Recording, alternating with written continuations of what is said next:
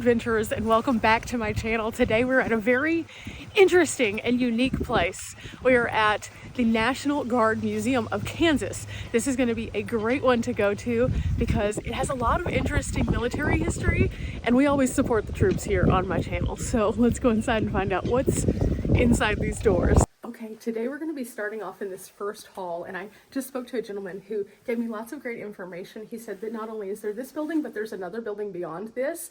Of course, outdoors we were able to see some of the various items that are on display, and it was pretty fascinating to be able to see size and scale. I always encourage you guys to come out and reference these places, because places like Pima and places like Yuma that we've been to in Arizona, or places in DC that we've been, they all have similar things but different things, and because of that we're able to link together the story and the fabric of what we need to learn in order to better comprehend. Now today we're going to be learning about the Kansas National Guard. Now this is a very specific museum that's going to target some of those subjects, but it's going to have some common things that will probably intertwine with some of our other stories. So as we're moving around, I'll show you an overview. There's tons of stuff in here, however, so we're going to take our time. I'm going to find a few things that I think that you all would enjoy, but at the same time I know that there's a lot of exploring to do, so I'm going to leave some of this for you guys when you come. Now admission is free, but they do take donations. They have a guest book that you can sign into. Definitely recommend coming here. The history of the Kansas National Guard began with the National Guard Bureau on June 17th, 1940, and it was stated that the Army Appropriations Bill for the fiscal year 1941 provided for the organization of 5 anti-aircraft regiments and 8 observation squadrons within the National Guard. The National Guard Bureau interviewed the generals of several states and determined that the District of Columbia, Louisiana, Oregon, Iowa, Oklahoma each had adequate facilities for the air squadron, in addition to the desire to organize such a unit. The districts and these states were authorized squadrons without any changes. The Bureau recommended, however, that 3 additional squadrons be authorized: Wisconsin, Kansas, and Georgia, as soon as the facilities became available. While the National Guard Bureau originally sought to establish observation squadrons in the above-mentioned states, the plan was soon expanded to establish pursuit squadrons as well. Both the terms pursuit and observation are unfamiliar today, since they are taken from the aviation experiences of World War I and were replaced with the current terminology in the early part of World War II. Pursuit squadrons became fighter squadrons. Observation squadron had a mission to observe and photograph anything going on with the enemy to gain reconnaissance, and this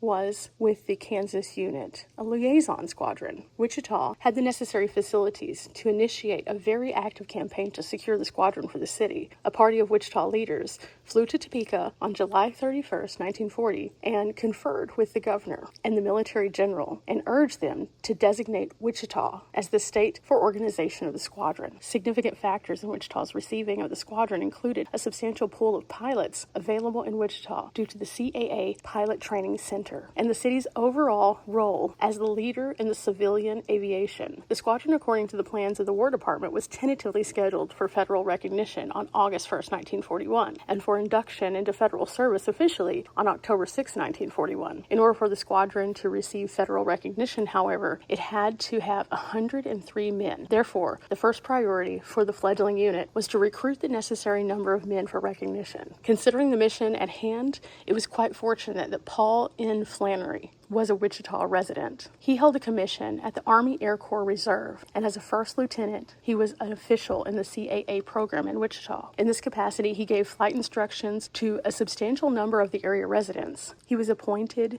the commander of the 127th Observation Squadron on May 24th, 1941, and with his appointment, order came for the authorization to recruit the squadron. He was highly successful as the squadron's head recruiter. These Kansas Guardsmen in 1951 were on flood duty and helped to shore up areas to save communities. The Guard also rolled in to help out whenever there were tornadoes. You can see the Kansas Guardmen were intercepting cars to find an escaped convict. They put out range fires, and they even guarded the Treasury vault. The fact is, the Guard serves so many purposes.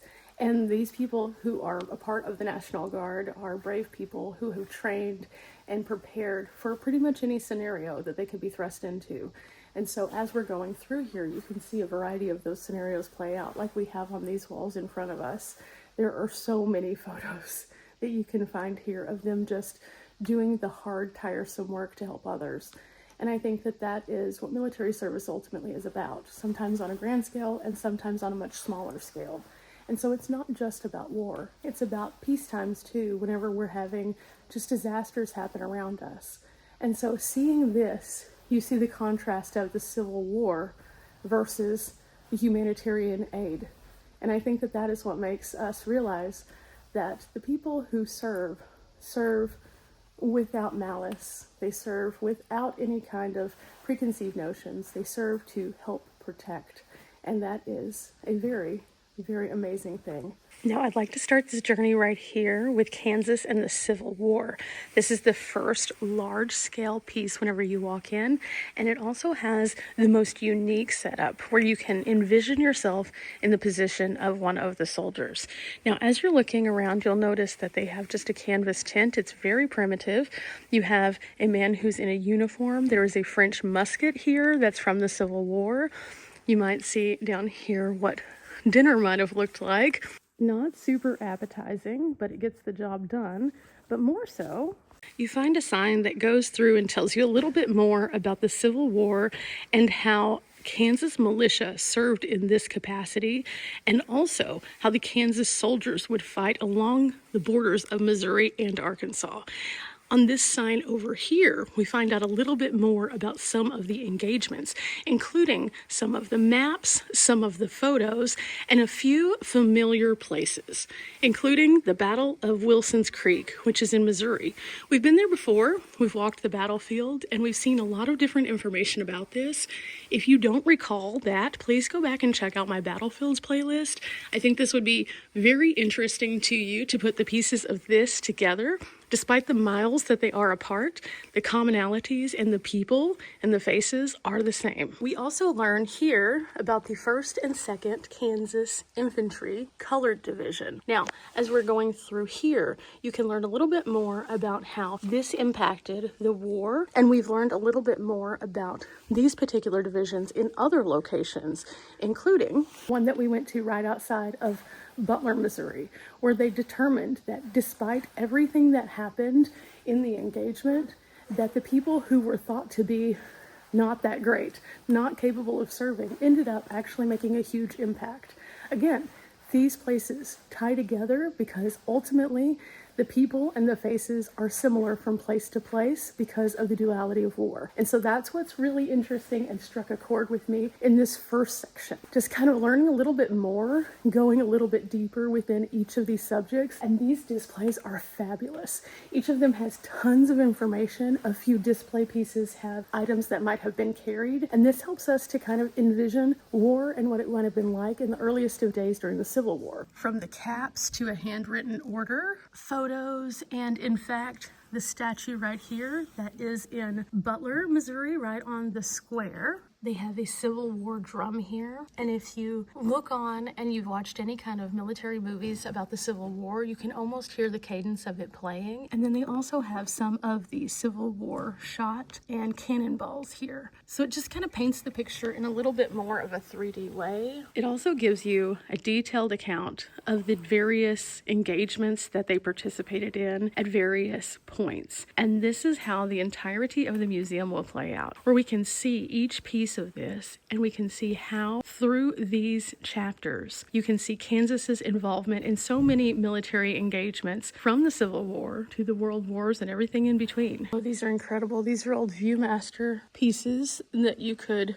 put into one of those side-by-side viewers and you can see what life was like for the soldiers. But this right here really struck my attention. This is a proclamation, the state of Kansas, and you can see here that this involved them in the Indian Wars as well. So as we're moving through, there is a timeline of events that plays out through again each one of these displays, taking us to show us not only the people and the faces, but the methods for which they would train and execute operations. This one right here is the fall of Germany during World War II. This is the official surrender, the Vietnam Peace Accord signed in Paris, the Spanish-American War, the Protocol for Peace, the fall of the Berlin Wall, the fall of the Soviet Union, all of these historic events. The military has been involved in many altercations, ultimately trying to ensure our safety here in the United States, but also the safety of others in other countries. And in doing so, I am proud to be able to share some of these stories because, again, I have family members who have served in the military, and so when I come to these places, it helps me understand what they have endured a bit more, but also the severity of the situations that they have been in. This is the CQ-10A Snow Goose. This right here would deliver cargo in an unmanned aerial vehicle.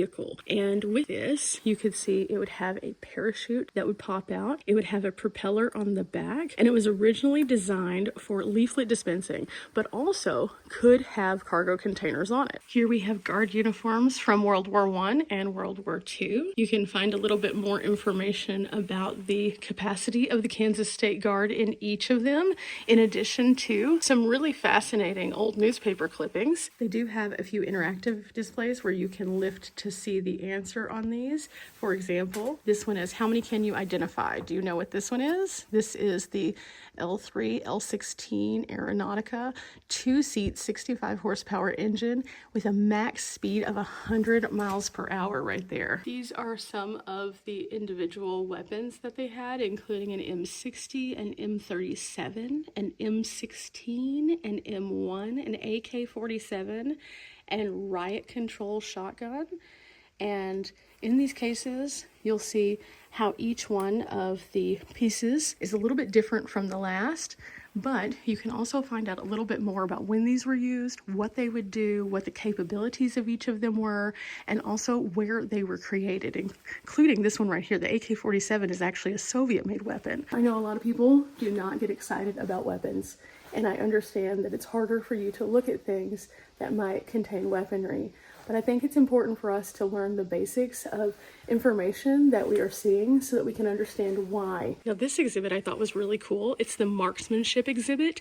And this one right here says that throughout its history, the Kansas National Guard has had marksmanship teams who competed in units at a national level. And this is pretty neat to be able to see what that competition style marksmanship would have looked like. Just again, proving that you can have someone who is trained and capable, but at the same time using it for something that is positive in a competitive way. And you can see they have the State Rifle Association, they have some of the protective item gear, they have some of the different things that they would have had with them, and even a few trophies in here. Now, if you've ever seen the TV show MASH, they were the MASH 4077, and that means that they were the medic tent.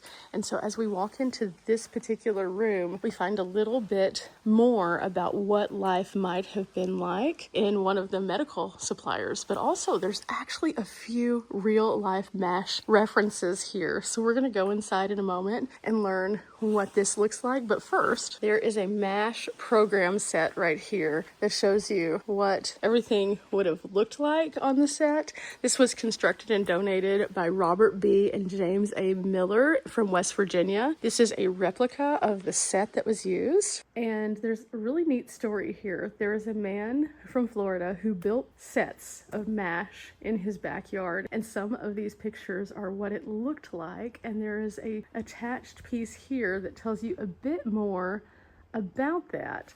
In fact, you can see many people looking to gussy up their property would just think that it's a tacky lawn ornament with dirt and call it a day. However, he decorated his lawn with a mobile Army surgical hospital, and it's pretty fascinating to see how this turned out. So that's what brings us here, and now we're going to be going inside. And so this is a recreation of the official MASH. And of course, MASH was based off of what life might have been like in one of these units as people were serving in one of these field facilities.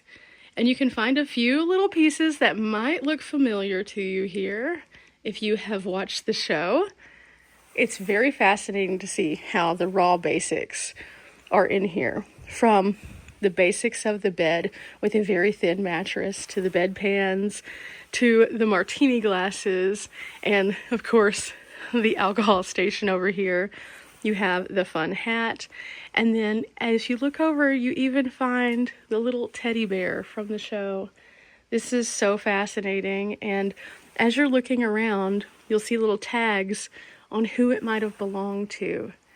And this, I was not expecting when I came here. I was expecting to find a really cool military museum. Little did I know that one of the most impactful shows showcasing the military would be front and center in this room. Sometimes the translation of things that are very serious to a way that we can have them more palatable is the only way that we can truly understand the impact.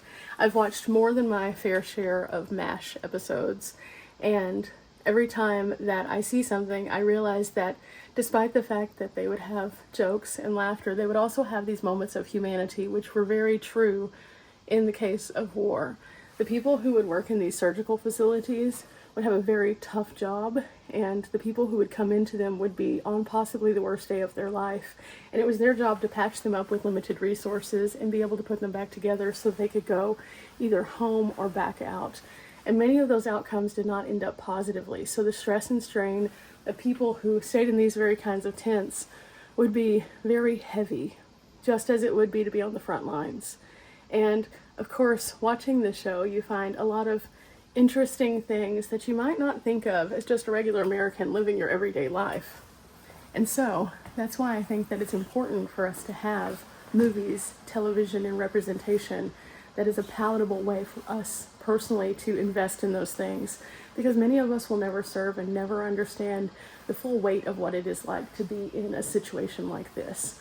And so I'm thankful that they created that show, even though that last episode is real hard. Now the display here does go on to tell you a little bit more about the set and then the memories and the pieces of the show itself. Of course, this is a fictitious show. They did loosely use scenarios that would happen in the actual war.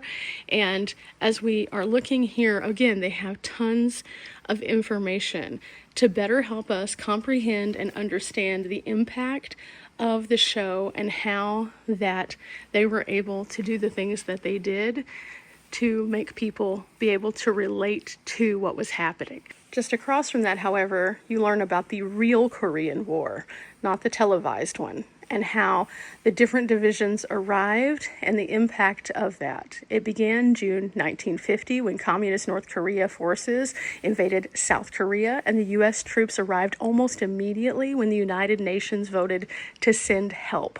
In addition, people from Great Britain, Canada, Australia, and New Zealand, as well as Turkey and 8 other countries, came to help, and 33,665 Americans were killed in action.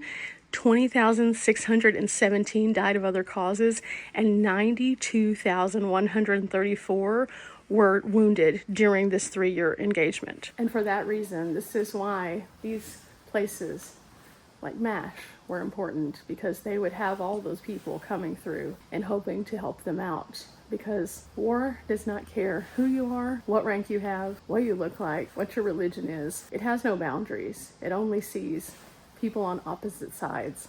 And that's pretty much it. And I think that's the theme of all engagements.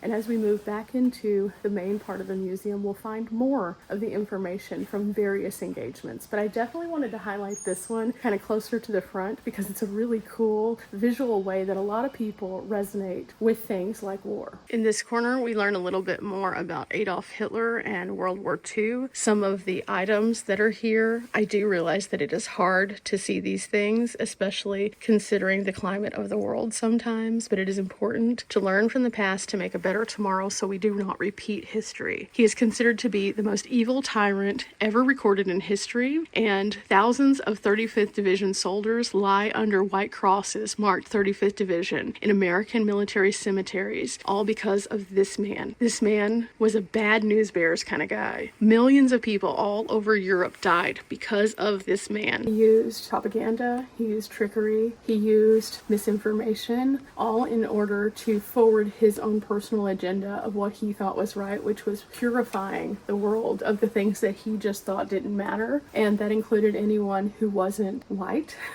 that included anyone who didn't believe the way he believed, or who protested against his beliefs. And we are doomed to repeat history if we do not learn from these really tragic things that happened. Millions of people died at his hands. Now, the painting that we just looked at is an original oil painting painting, and it was taken from one of the German officers' clubs in Germany. And this is on file here as something that we can see just as a reminder of the brutality and the poor treatment of others. So again, we don't repeat these scenarios. Anytime I have historically seen anything regarding World War II, when it comes to the Nazis, it has always been just really, really hard to see. I've been to many museums where they've talked about the Holocaust. I've been to many places where they've talked about the troop involvement. And while we do see the positives of those who conquered and overcame, we also see the negatives of those who didn't live to see another day. And so seeing something like that, despite its harsh nature, is very vital and important. We should always pay attention to history. It surrounds us. And that's why we come to places like this, so we can learn all sides of the history and better understand what it takes as we move through each of these difficult scenarios. Now with that, we're going to move down this aisle and see what all they have to offer, because there's something here that's pretty interesting about the Kansas National Guard. We have their state partnership program, and it says since 2003, Kansas has maintained a strategic partnership with the Republic of Armenia. And the Kansas and Armenia partnership supports the security cooperation efforts of the United States Ambassador to Armenia and the commander of the United States European Command. And so here you can find a few of the partnership programs and little pictures of different things that they have done throughout time during this partnership, including some pretty fascinating faces. Bob Dole and Jeff Collier right here. Pretty amazing stuff. You can read a bit more about how that those people interact with this program, but just below that you can also see the initial partnership for peace in a trip to Ukraine and some of the things that they did in 1997 with that. You can also find officers visiting different places and some of the things that they have brought back, including this Ukrainian National Guard cap and beret that was donated to the museum here. Our international partners and relationships are what fuel alliances, and our alliances are what bring us together with other countries that allow us to make a bigger impact in the global visual picture of things. For example, when we looked at the Korean War, you saw all of those countries that came to the aid of South Korea. That's because we have partnerships and alliances. We do so because at the end of the day, if you have my back, I have your back. It's as simple as that. And so as you're looking around and you see some of these partnerships, you realize that there's a multi-dimensional, multi-layer investment in other places for a variety of reasons. Sometimes it's because we want to help them out because they've helped us out. Sometimes it's because we do trade with them, and because we do trade, we want to conduct civil relationships so that we can have a good partnering. It's pretty fascinating to get into the depth, and there's no just like one simple one-line answer to this. It's very much a thing that as you dive in, you learn that the texture and fabric of America is made up of many things, many people, and many partnerships. Here's a fun one for you. Military food slang. Now, we know that a lot of people have MREs, but did you know that according to this, MRE is meals refusing to exit? Yep, those are some of the slang words. The one that I thought was the funniest though was bug juice, which is Kool-Aid and other powder-based drinks. Here you can find what might be in some of those MREs, and these are pretty interesting. Some people say that they love them, some people say that they hate them. No matter what you say, that's just kind of what it is. Additionally, there are other kinds of rations here, and you can see they have hardtack over here, which is a cracker or biscuit that's made from flour, water, and salt. These things are said that they could break your tooth. I've heard many people talk about that. Then you have K rations, which were individually separated wrapped meals, breakfast, lunch, and dinner. These were used during World War II. As we get over to C rations, these are individually canned and pre-cooked rations used in combat and other field conditions from 1940 to 1975. You have A rations over here, which are food that were cooked where the soldiers are hauled in and the soldiers are served in these little kind of containers like this. Of course, down here we have the MREs, which we just talked about. We have the D rations that are emergency rations, primarily using high-calorie chocolate bars and things like that. You have the World War I cracker ration. This I haven't seen before, so that's a new one. They have the T rations or T packs that are trays that have perishable entrees such as vegetables, starches, desserts, and they're used for groups. foods. And then they have B rations, which are canned, packaged, or preserved foods requiring no refrigeration. Lots of different options out there. Some of them are better than others. And I would like to think that because they're our bravest and finest, that they're always getting the best of the food. But that's not always the case. But again, whether you love them or hate them, these are your options. Additionally, we learned a little bit more about sports figures that have served the Kansas National Guard, and there are quite a few famous faces in here, including Captain James Naismith up here, which many people have known because he is considered to be the inventor of basketball. Of course, there's a professional baseball player, Don Dennis. We have Gary Bender, a sportscaster. We have Monty Weathers, who played for the Seattle Seahawks. We have right here an avid outdoor person, bow hunter, boxer, skydiver, Teresa M. Vale. We have a basketball star and sportscaster, Ron Paredes, and then Don Davis, which was the voice of the KU Jayhawks. Of course, while outside you can see a few of the actual vehicles, inside you can see a few of the smaller recreations. Uniforms and equipment throughout time are displayed here. And as we continue moving, you can see again lots of things to dive into.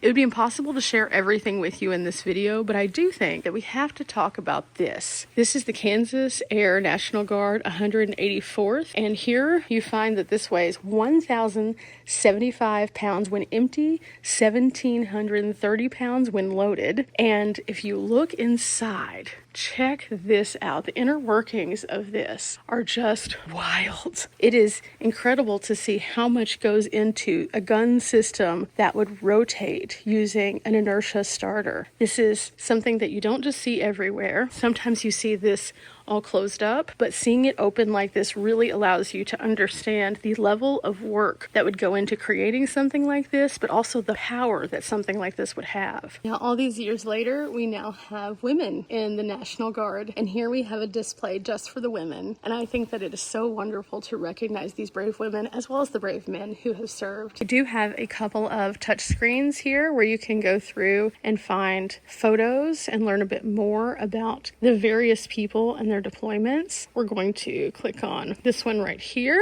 and you can see this is 102D, and this is in Bosnia in 2003. It also shows you some other things that might have been of interest based on that. Now, this wall takes us through a series of really sad moments.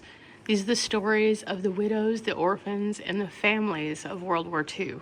As you go through this timeline, it talks about the draft and how people were devastated by the fact that their dads or their husbands or their family members might have been drafted using a draft card, and how they would have to be certified with their certificate of fitness. And then sometimes these would be the last photos that would ever be taken of those special loved ones. It tells you each one of these people, their family name, who's in the photo, and then also what it would have been like for them to get whisked off to basic training, and then that newly drafted fathers would come home before being sent overseas. They would say their goodbyes, and many of them, that would be their last goodbye. Again, looking at war. War doesn't care if you have kids at home. It doesn't care if you're a good dad or a bad dad, or good husband or bad husband. It doesn't matter. Things like this remind you that the people that we come here to learn about are also some of the people who gave their lives for something that they believed in. In the cases where they were drafted, it might not have been something that they did so because they were just gung-ho, let me go do this. It might have been that they knew that their service and duty toward their country was important, more so than anything,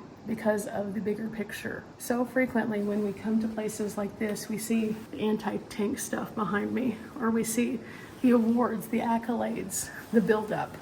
But very rarely do we get to see the faces of the people who did not return home. Most of the time we see them with marked graves at cemeteries, placards, or white crosses. And this wall shows us that those people were much more than that, and shows us what the families would have to endure, knowing that they may not see their loved ones again. Can you imagine finding out that your loved one has passed, not through soldiers showing up at your door, not through someone calling you, but through a telegram? Many of the families, that's exactly how they were notified that their loved one would not be returning. And here you can see some of the actual telegrams from people, and how sad that must have been to receive that piece of paper, waiting a long time to receive something from your loved one. never to hear from them, but instead to get something thinking, oh, this is from them, only to find out that in fact you would get something like this. The Secretary of War desires me to express his deep regret that your husband, Private First Class Rex M. Bowers, was killed in action on 25 January in Luxembourg. Confirming letter follows. As we move around the property, there's another building behind us, and there's a ton of extra equipment outside. It's raining right now, so it makes it a little harder to see all of this, but this is a place that definitely has a lot to offer in way of education. As I was reading through many of the signs here, I was able to see that there are so many stories that this single building behind me that we've just been in tells. We've touched on a few of them, but that's only a few. There's so many more that I didn't touch on because just the weight of the experience of coming here is one that is both inspiring and also saddening. It's a place that as you come here and you learn about the people who have served, you can see the pride, but you can also see, again, in the situations where there have been sad times as well as joyous ones. There have been photos of people just being people, the best of humanity. But then you have seen other photos which are the worst of humanity, all within 4 walls. And so it's a place that I definitely encourage you to take some time at. I've already been here for about 2 hours and I've only gone through this one building, and there's a whole nother building to go. So this is a place that definitely, if you sit and take the time with it, you could be here all day. If you're a person who just wants to get the overview, then you could walk around and get a good sense of what's going on. But I definitely encourage you to take the time to read through those details. I have learned so much today, and we're just getting started. So now we're gonna walk through the rain and see what's ahead. Oh, wow. This is, wow. Start off here with a replica of a Civil War soldier from the Kansas Volunteer Infantry. Now this was carved from a tree, which was previously on the museum grounds. And it greets us as we walk in the door, as well as all of these sandbags behind. These sandbags actually lead us to a Vietnam bunker. It would be armed with an M16, an M60, and also a few other things. This would have served between 1962 and 1973, and these were bunkers that were built as defensive fortifications to protect the soldiers, and they would use different kinds of materials, including sand that they would find on site, and they would have materials, ammunition, supplies, and all sorts of other things in here. They would also sometimes use a crude wooden framework. Now, with this one, we can step inside very carefully, and wow, as soon as you step in, the sound is like deadened. There's nothing in here. There's one cot with a mosquito net, some kind of rain slicker. They have some gear hanging up in here. And of course they have the military telephone or access point. And this is so quiet in here. That is weird. You turn the corner and it's like all sound stops. Very interesting. As we exit though, we enter into a room filled with things that are just very fascinating. This is the OH-23 Raven, and this was used between 1948 and 1968. It would have a crew of 2. It would have 2 different calibers of machine guns as an optional situation. You can see that they have 3 seats in the back, 1 in the front. It has this clear plexiglass looking material all around it. Now this one right here has a Kilroy on it, and it is pretty large and in charge. We have an area that you would have your people in right there. This is an M20 armored car. This was considered to be a Ford product. It was used for reconnaissance, security defense, and it was used between 1943 and 1956. It had a 37 millimeter gun, and they would also have personal weapons.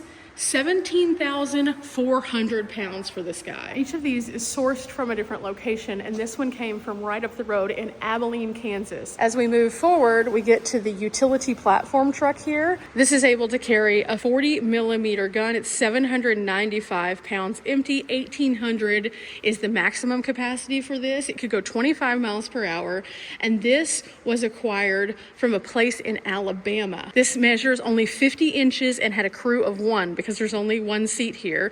It was used from 1956 until the 80s. We're currently walking under the wing of something that I'll show you in a minute. This place is absolutely incredible. I'm so happy that they have places like this that are absolutely free for us to learn from. These next two are pretty interesting because one is a Russian motorcycle with a sidecar and the other is an airborne scooter from 1944. The airborne scooter is very low to the ground. It only sits a few inches off the ground, in fact. It could go 52 miles per hour and it could go for 100 miles. It had individual weapons only. The range, again, was about 100 miles, one person, and it could navigate in 1 foot of water with a 25% grade. I don't know how, because honestly, it's not that high off the ground, but also it was tested and proven to do that. This guy, on the other hand, had a 500-pound weight capacity with a 770-pound sidecar capacity. So overall, 770 pounds. It could go 87 miles an hour. It was used between 1942 and 1955, and they would be able to harbor their own individual weapons. This was used by Germany and Russia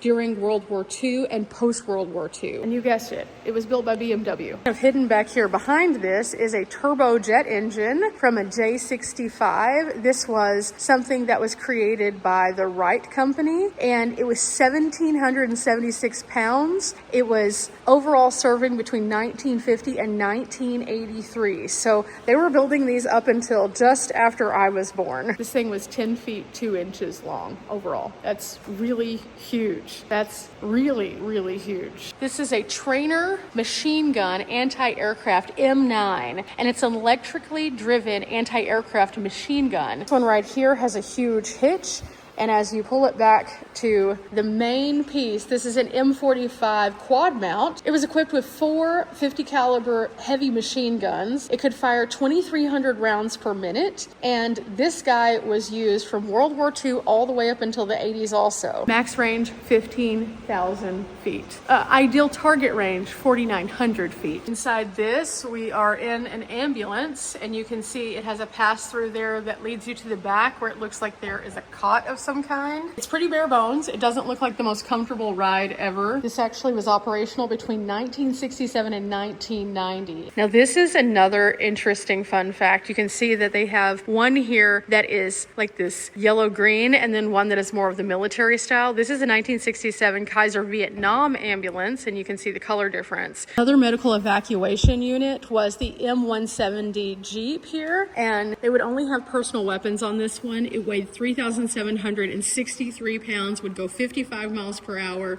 and it had a canvas back. So you can see the top is just canvas. So unlike the hard sides of this one was much smaller and easier to navigate, but also had more opportunities for problems potentially if they did encounter anything, because there was no overhead or sidewall protection at all. I thought these photos were pretty interesting because this is the field kitchen trailer of World War I. These were the mobile kitchens used between 1914 and 1926. It would take 2 people to run these. They were horse-drawn, and they were modified to different configurations based on the different equipment that they would haul around. And they have these historic photos to show you what that would have looked like. It just looks like a trailer kind of, but because again, this was so long ago, it's on wheels that are very different than tires. The military has changed a lot over the years, and with the technology that has come along, each year advances the technology of the vehicles. Also with that comes a higher price point, which is why the military budget is one of the largest in the entire world. I've been to a museum all the way up in Wyoming that has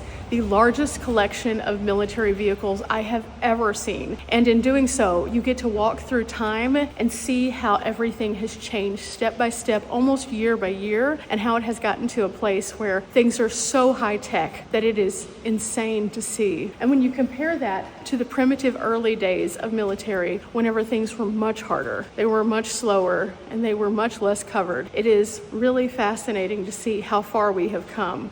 I don't know if that's a testament to the technology and the advancements, or the humans that are trying to make sure that war becomes a little bit less of a death sport and more so of something that protects the people who are trying to defend by having the bigger and better. Either way, it's fascinating to walk through these halls and see each of these displays. This is the L-19 bird dog. It's a Cessna from 1947 to 1974. This was used. Its height is 7 feet 4 inches. It can go 115 miles per hour. At its maximum capacity, 2,430 pounds. It is long and large, but actually one of the smaller planes that they have here. Now this one is nice because you can actually get right in here and see everything. Everything is labeled. You can clearly understand what it would be like to be in this plane flying and making choices on the fly. Now this is a two-person, so you can see passengers' view as well and what all they might have been in charge of back here in these spaces.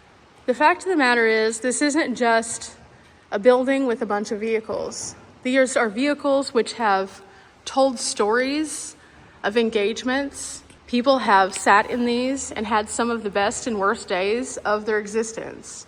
They've learned hard lessons, they've made friends, and they've rejoiced whenever they've gotten to come home and see family. So for anyone who made it to the end of this video, I hope you understand that by coming to places like this, you're connecting with a piece of the past, not only to learn from the past to make a better tomorrow, but also to realize that the impact that something as small as a vehicle might have had in the bigger picture, even if it was just that little one toting things around on base. They have a huge impact in the overall stories of the people that we might know and hold dear to us. We will never understand the full shouldering of the burdens that many of them have to carry or see the things that they have seen in many instances. However, we can come here and connect to those things and understand them better so that we can shoulder a little bit of that understanding at least. So remember guys, we're not here for a long time, but we are here for a good time. Sometimes just learning from the past can be a little bit closer to making a better tomorrow. Till next time, bye.